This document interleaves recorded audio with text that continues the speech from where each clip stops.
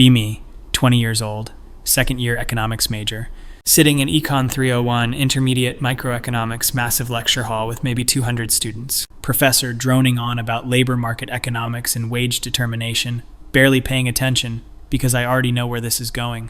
He's going to gloss over the systematic discrimination that keeps women earning less than men. Same story every time. These older male professors just refuse to acknowledge institutional sexism. I've been waiting all semester for him to bring up wage gaps so I can finally say something, not the type to just sit back and let misinformation slide. Grew up in a household where we actually talked about these issues, where critical thinking mattered. My mother worked her entire life and made less than men in her field, watched her struggle with that reality. Spent my teenage years reading everything I could about economic inequality, women's issues, structural discrimination, not some shallow activist who just repeats slogans. I actually understand the economics behind gender inequality. Professor finally gets to the section on wage differentials. Here we go. He starts explaining human capital theory, education, experience, occupational choice, classic neoclassical economics framework that conveniently ignores discrimination. My blood is already starting to simmer, and he mentions the pay gap almost as an afterthought, like it's just some statistical quirk that needs explaining away. Says something about how raw wage gaps don't account for various factors. I can feel my jaw clenching, raise my hand immediately. Professor looks surprised, probably because I haven't said much in class before, not because I don't have opinions, just been waiting for the right moment. He calls on me. I start explaining how the gender pay gap is a documented reality. Women earn significantly less than men. Mention the 77 cents figure, how it's been consistent across studies. My voice is steady, confident, because I know I'm right about this. I've been reading about this issue since high school, written papers on it. Some of the other students are nodding along. Feel like I'm finally contributing something meaningful to this class. Professor does that condescending thing where he smiles and says, "That's an interesting point, but it's more complicated than that." Of course it's more complicated. Everything is always more complicated when it comes to acknowledging discrimination. I push back, explain that this isn't just about individual choices, it's about systemic barriers. Women are pushed into lower-paying fields, face discrimination in hiring and promotion, deal with motherhood penalties. This is documented, this is real, this is happening. Professor nods, but then moves on with his lecture. It feels like a dismissal. I'm sitting there frustrated because once again the institutional reality of sexism gets swept under the rug. Class continues. I'm barely listening now, just thinking about all the counter-arguments I should have made. Then some guy in the back raises his hand. Professor calls on him. I glance back. It's this guy I've seen around campus, always sits in the back with his laptop. He starts asking questions about the pay gap statistics. His tone is measured, calm, almost annoyingly polite. He's asking about methodology, about controls, about what variables are being considered. Something about the way he's asking makes my stomach tighten. This feels like it's directed at me, even though he's technically addressing the professor. Professor seems almost relieved, like finally someone is asking the right questions. The guy continues, says he's been looking at Department of Labor statistics. Starts citing specific studies, talking about how when you control for hours worked, occupation, experience, education, the gap shrinks significantly. I feel my face getting hot. This is the standard dismissive argument, the one that tries to explain away. Discrimination. Raise my hand again. Don't even wait to be called on. Interrupt to say that those controls don't eliminate discrimination. They just describe the mechanisms through which discrimination operates. My voice comes out sharper than I intended. Some students turn to look at me. The guy in the back, he just calmly responds. Says, "That's an interesting theoretical point, but we need to look at the actual data." Pulls up something on his laptop, starts reading off statistics, talking about CONSAD research study, about how they found minimal unexplained wage gap when accounting for career choices and work patterns. I counter that women's career choices aren't made in a vacuum, they're shaped by societal expectations and discrimination. He acknowledges that, says it's a valid social question, but that's different from employer discrimination. The way he says it, so measured and reasonable, makes it sound like I'm being hysterical. I'm not being hysterical, I'm being passionate. About injustice. This back and forth continues for a few minutes. Professor is just letting it happen, probably thinks it's good classroom debate. Other students are watching like this is entertainment. I bring up the fact that women are penalized for negotiating, face hostile work environments, deal with sexual harassment. These are real barriers that affect earnings. The guy nods, says, those are serious issues that should be addressed. But then pivots back to the statistics, says we need to distinguish between different types of discrimination and different explanations for wage gaps. He's doing that thing where he sounds so reasonable that my arguments seem emotional in comparison. Starting to feel like I'm losing control of this debate. My heart is pounding, can feel sweat on my palms. He starts pulling up more data, reading from what he says is the Bureau of Labor Statistics, talking about how single, childless women in urban areas actually out-earn their male counterparts in some demographics. Claims this suggests the gap isn't simple discrimination, but involves complex life cycle and family factors. I know there's something wrong with that argument, but I'm so flustered I can't articulate it clearly. Say something about how that's just cherry-picking data. He responds calmly that it's government data from the same sources used to demonstrate the pay gap. Says, if we accept BLS data for one claim, we should consider all of it. Other students are murmuring now. Some seem to be agreeing with him. Feel like the room is turning against me. Try to regain footing by bringing up the Lilly Ledbetter case. Concrete example of pay discrimination. He doesn't miss a beat. Says individual cases of discrimination exist and are illegal, but that doesn't tell us about systematic wage gaps across the economy. Then he starts talking about occupational choices in more detail. Mentions how the highest paying college majors are dominated by men, lowest paying by women, petroleum, engineering versus social work, computer science versus education. Says the wage gap largely reflects these different occupational distributions. I jump in, say that's exactly the problem. Women are socialized away from high-paying fields. He agrees that's a social issue worth examining, but then says that if women freely choose different fields because of different interests or priorities, that's not the same as employers paying women less for the same work. The way he keeps agreeing with me on these small points while dismantling my main argument is infuriating. Feels manipulative, like a debate tactic. I'm getting more animated now, can feel my voice rising. Bring up the fact that even within the same fields, women earn less. Cite something. I remember reading about female doctors earning less than male doctors. He's ready for this too. Talks about how even within medicine you have to control for specialty, hours worked, years of experience. Mentions that more male doctors go into high-paying specialties like surgery and cardiology.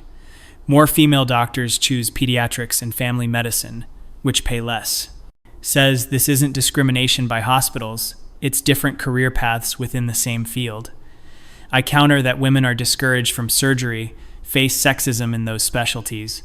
He says that's a different claim than saying women are paid less for the same work. Keeps making these distinctions that make my arguments sound imprecise. Professor is watching with this expression I can't quite read. Feels like he's enjoying watching me squirm.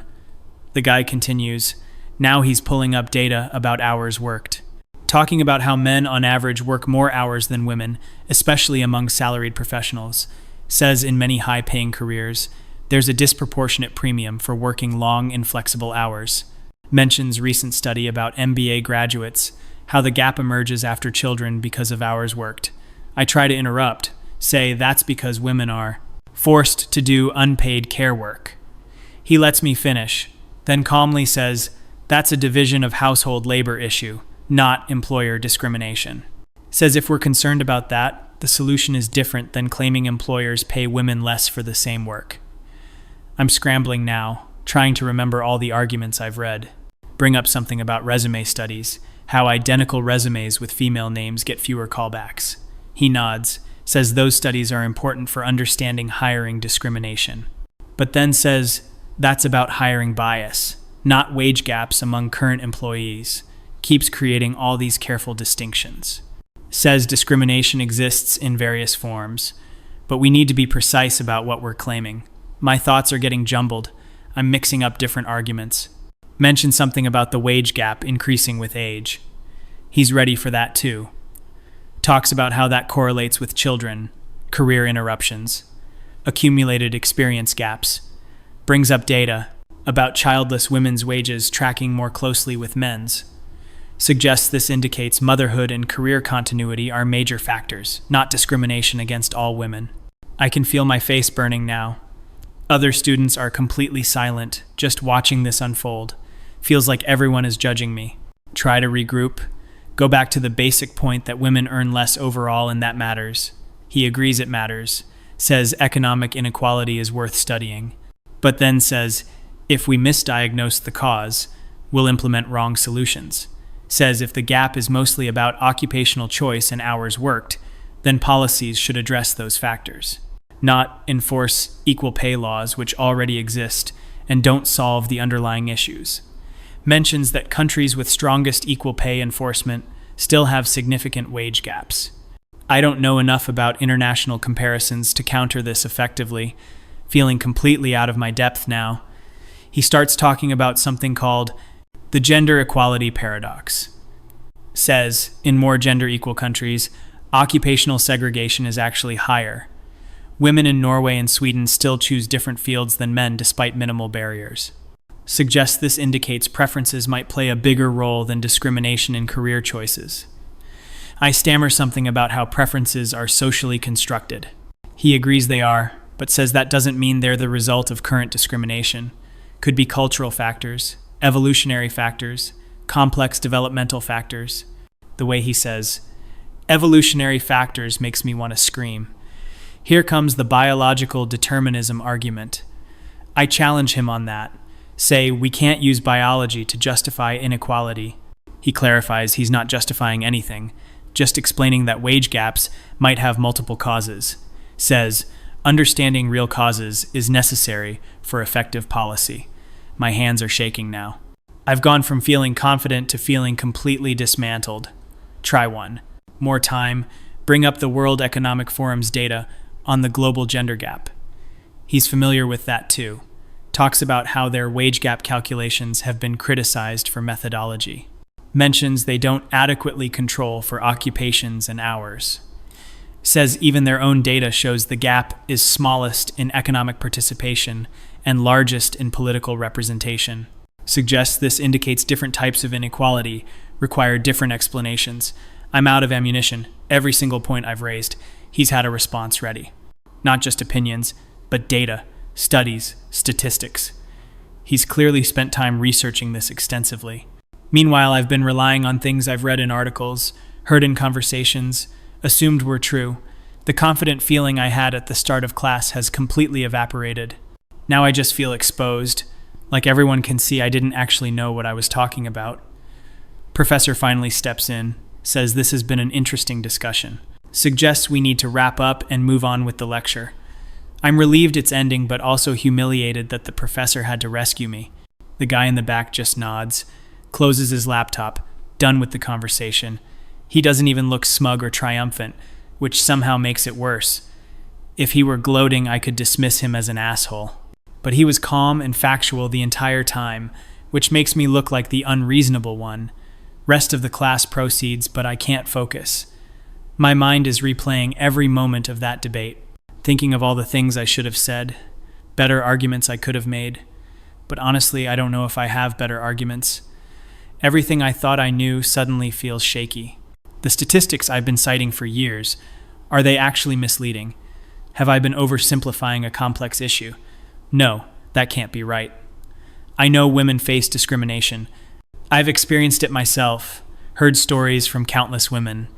But something about the way he presented all that data, I couldn't refute it. I didn't have the specific knowledge to counter his specific claims. Class finally ends. I pack up my stuff quickly. Want to get out before anyone tries to talk to me about what just happened. Can feel people looking at me as I leave. Walk quickly down the lecture hall steps, push through the doors, find a bathroom, lock myself in a stall. Just sit there for a few minutes trying to process what happened. I went into that exchange so confident, so sure of my position, came out feeling stupid and uninformed. Worst part is, I can't even say he was wrong exactly. He had sources, data, government statistics. Everything I've been told about the pay gap Is it not true?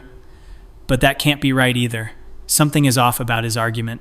The way he kept separating discrimination from choice, as if they're completely unrelated. Women's choices are constrained by discrimination, by socialization, by structural barriers.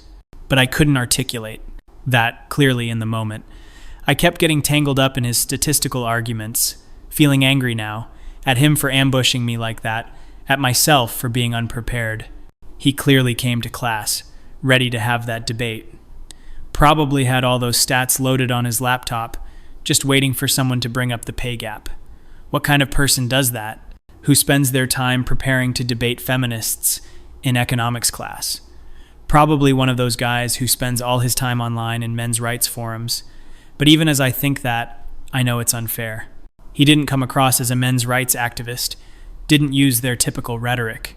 He sounded like someone who genuinely researched the economics, which makes me feel worse because I thought I had researched it too. Apparently, reading articles and blog posts isn't the same as reading actual studies. Sit in that bathroom stall for probably 20 minutes. Miss the start of my next class, but can't bring myself to care.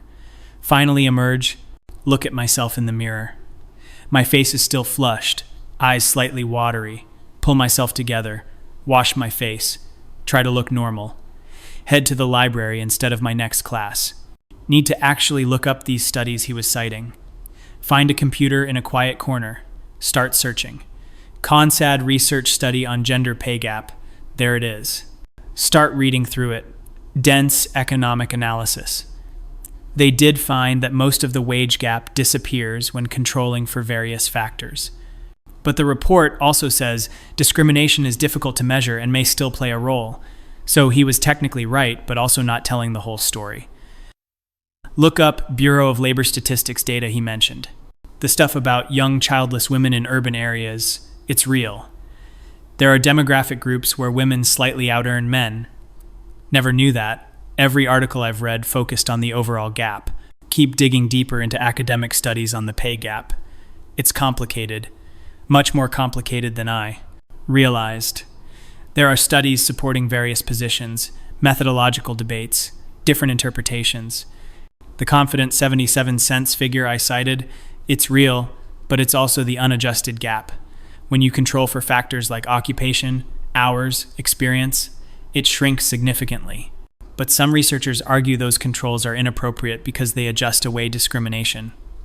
Others argue they're necessary for measuring discrimination accurately. There's a legitimate academic debate here that I was completely unaware of. I've been treating this like a settled issue with only one right answer. Meanwhile, economists have been arguing about methodology and interpretation for years. Feel stupid for not knowing this. I'm an economics major, this is literally my field, and I didn't know the actual research. Spend hours going down this rabbit hole. The more I read, the more complicated it gets. There's evidence for discrimination in some contexts. Evidence against it in others. Evidence for occupational choice mattering a lot, but also questions about why those choices differ. By the time I look up, it's getting dark outside. Library is much emptier than when I arrived. My phone has several texts from friends asking where I was. One message asking if I'm okay after what happened in econ class. So people are definitely talking about it. Great. Now I'm the girl who got owned in a debate, and everyone knows. Pack up my stuff, head back to my apartment. Roommate is in the kitchen making dinner, asks where I've been. I mutter something about library, go straight to my room, lie on my bed staring at the ceiling. I can't stop replaying that debate in my mind. The worst part isn't even that I lost the argument. It's that I realize I didn't actually understand the issue as well as I thought. I've been confident, outspoken, ready to challenge professors and classmates. But my confidence was based on incomplete information. I knew the talking points, but not the underlying research. Knew the conclusions, but not how people arrived at them or what debates existed. Feel angry at all the articles and posts that presented this as simple and obvious. The pay gap exists because of discrimination, period. Anyone who says otherwise is sexist. That's what I've been told, what I believed, what I argued. Turns out it's way more complicated. Doesn't mean discrimination doesn't exist, but it's not the simple story I thought. My phone buzzes. It's a group chat with some friends from class. Someone posted a laughing emoji about the epic debate today. Someone else says I shouldn't feel bad. That guy was clearly obsessed with the topic. Another person says he actually had good points, though.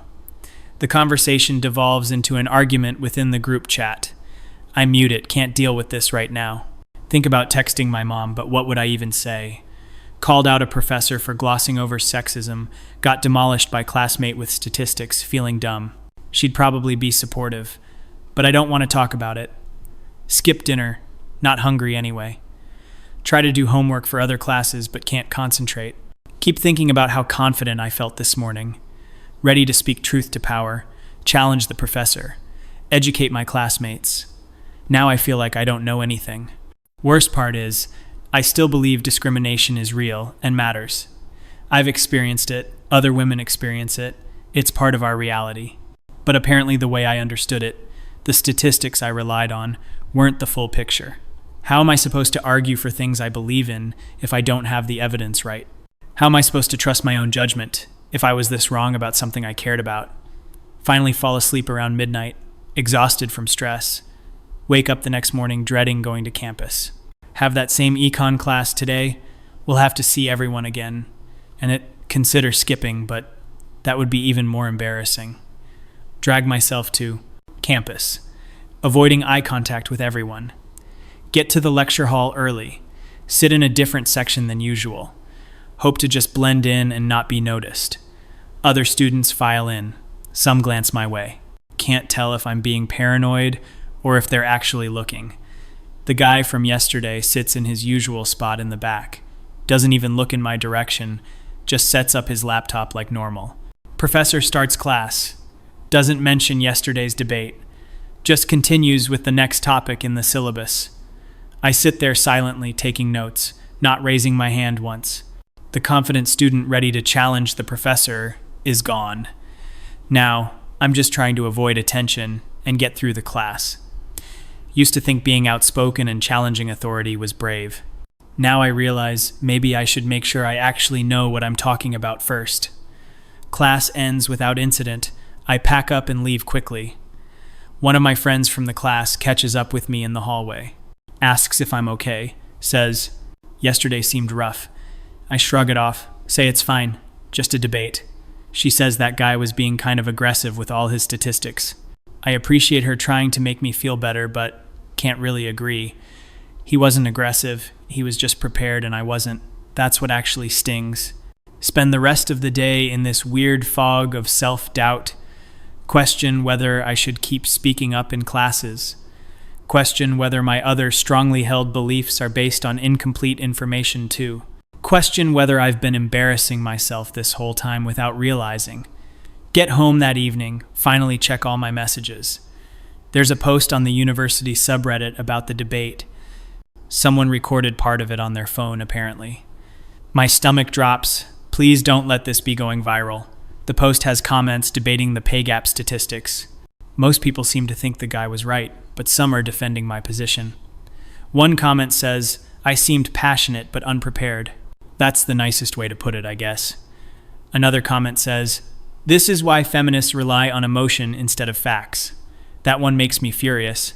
I wasn't relying on emotion. I had facts. They just weren't complete facts. And I didn't know the counter evidence. But I know how this looks to everyone watching. Emotional feminist gets destroyed by logical male with statistics. It's like a stereotype come to life, and I'm the punchline. Close Reddit, don't want to read anymore. Spend the weekend alone, avoiding social plans. Tell friends I have too much homework, but really just don't want to face anyone. Use the time to do what I should have done before. Actually research this topic properly. Read academic papers, look at raw data, understand the methodological debates. The more I learn, the more I realize how little I knew, but also how the issue is genuinely complex and contested. There's not one simple truth. There are different ways of measuring and interpreting. By Sunday evening, I feel more informed, but also more uncertain about everything. Used to be so sure of my positions, ready to argue them passionately. Now I see all the caveats and complications and competing interpretations. Maybe that's intellectual growth, but it doesn't feel empowering. It feels like losing the conviction that made me feel strong. Monday comes around, another econ class. I'm dreading it, but force myself to go. Sit in my new usual spot, keep my head down. Professor lectures, I take notes. Class proceeds normally. No dramatic debates. No public humiliation. Just a regular class where I'm now the quiet student in the middle section. Weeks pass. Semester continues. I stop speaking up in that class entirely. The confident voice that was ready to challenge everything is gone. Now I just do the assignments, study for exams, stay silent, see the guy from the debate occasionally. We never speak. He doesn't gloat or acknowledge what happened. Just another student in the class. But I know he fundamentally changed how I see myself, showed me the gap between confidence and knowledge, between passion and preparation, between what I thought I knew and what I actually understood. End of semester approaches. I've done well grade-wise in the class. Turns out, when you actually read the material carefully, instead of just disagreeing with it, you learn things. But I've also lost something. That fire to speak up, to challenge, to fight for what I believe. Now I second-guess everything, wonder if I'm missing important context. I wonder if speaking up will just expose my ignorance again. Last day of class. Professor gives closing remarks. Thanks everyone for engagement and participation. Mentions how intellectual debate and different perspectives make for better learning. I think about that debate, whether it made anything better. Maybe the other students learned something. I certainly learned I don't know as much as I thought, but mostly it just made me afraid to speak up. Class ends, semester is over. Walking out of that lecture hall for the last time. Think about the person who walked in on the first day. Confident, ready to challenge sexism wherever I saw it. Certain that I had the moral and factual high ground. Now, I'm just tired and uncertain. Still believe in equality, still think discrimination is real and harmful. But don't trust my own understanding anymore. Don't trust that my passion is backed by sufficient knowledge. That guy with his laptop full of statistics didn't just win a debate. He took away my confidence in my own voice, and I don't know how to get it back.